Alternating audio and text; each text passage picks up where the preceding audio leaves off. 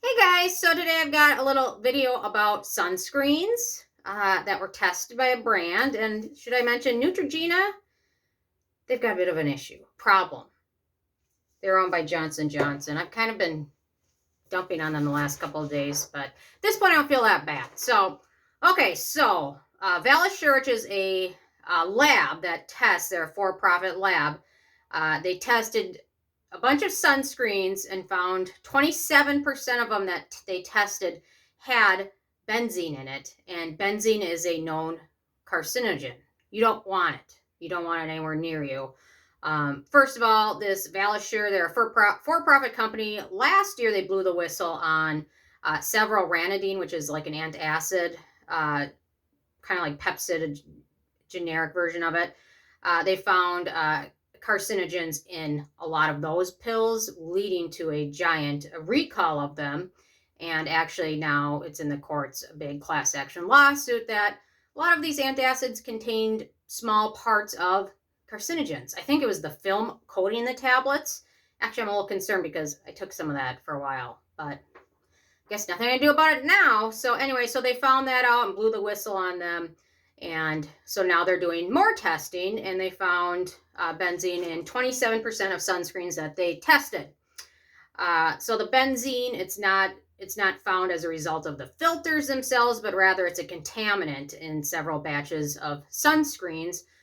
It seems like spray formulas dominated this issue. A lot of them are sprays, but it seemed more sprays were affected. Many of the sunscreens that contained this benzene were from, surprise, Neutrogena, although there's a smattering of different brands involved in this. So actually, benzene is an interesting ingredient because in the 19th and early 20th centuries, benzene was used as an aftershave lotion because of its pleasant scent. Just what you want after shaving, to apply some carcinogen all over your face. So trace amounts of benzene are also found in petroleum and coal. Benzene is a natural constituent of crude oil and is one of the elementary petrochemicals. It doesn't have any color. It's very flammable, has slight sweet scent. And if you ever fill up your gas tank at a gas station, you get kind of a whiff of gasoline. Part of that scent is benzene, which I used to kind of not mind that scent so much, but from now on, I don't know what I'm going to do. I'm going to put a duster mask on my face when I go fill up. I don't know. Anyway, so it is classified as a carcinogen, which increases the chances of cancer, other illnesses. It's also a notorious cause of bone marrow failure. Leukemia is also one of the diseases you can this benzene contributes to. And it is recognized that the safe level of benzene is 0. You don't want any of it. None of it. And then actually in OSHA regulates this, the Occupational Safety Health Department. They go in the US, they inspect workplaces and any place people work. And they state the maximum allowable amount of benzene in workroom air during an 8-hour workday for a total 40-hour work week is 1 part per million, which is a very small amount. So that's for 40 hours in an 8-hour day work week. That's what they will a maximum allow, although they do recommend and I think regulate people wear respirators and things when they're in any air with benzene around it, because the safe allowable amount of benzene is 0. So you don't want this in your sunscreen in any amount, trace amount. I'm going to attach a link with, it's got a list of all the sunscreens that were affected, the lot numbers, and I actually had one that matched. If you have a lot number that matches this, return it or throw it away. Don't use it. I'm going to be totally candid. I'd rather not use any sunscreen than use sunscreen that contains any amount of benzene. That's just me. I know sun causes cancer, but so does benzene. So I don't want that in my sunscreen or any part thing I use on my body in any amount.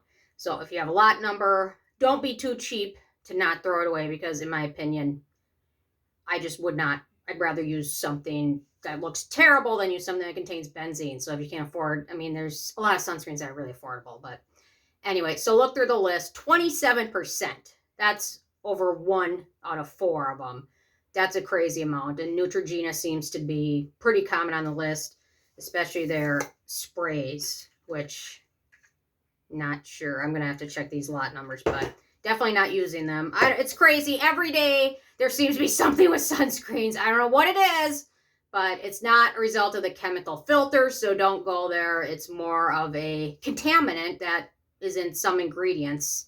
It seems to be petroleum is used in some cosmetics, so not exactly sure where exactly it's coming from, but if yours is on the list, don't use it. I'll link to it. There also is a list of ones they tested that didn't have any benzene in there, so those are better options to go for, or something totally different. I don't know, but I mean, you can always question the goal and integrity of a company that does this. It doesn't look like they're manufacturing any sunscreens. At first, that was my first thought. Well, they're going to come out with a sunscreen next week after they dump on all these other ones, but it doesn't look like that. They're a for-profit company, but at this point, I'd rather be on the safe side and not apply anything that might have benzene on me and trust this company than not trust them and use something which may have carcinogens, especially if you're using them on your babies and things like that, or if you have a personal history of cancer, things like that. So better be on the safe side. It looks like this is a legit study. It doesn't look like they have anything to gain from it, but you never really know. But I'd rather be safe than sorry. So I don't know. Sorry, more bad sunscreen news. It feels like every week something happens, but there's still a million other great sunscreens out there. So don't feel like you have to sacrifice to find something that works good. So if you have more questions, I'm obviously not a chemist, but this is my analysis of the situation. There's no safe level of benzene. So even if it ends up being on a very, very low part of this study, and even based on like the standard deviation, which could be, plus or minus, it's just better be safe than sorry, especially if you're applying it to babies and things like that. So anyway, those are my thoughts. Leave a comment with your thoughts. If you had a sunscreen that was listed or not, hopefully you can get your money back. If not, it's not worth saving the $10. So, okay, thank you guys so much. I will see you more later. Okay, bye guys.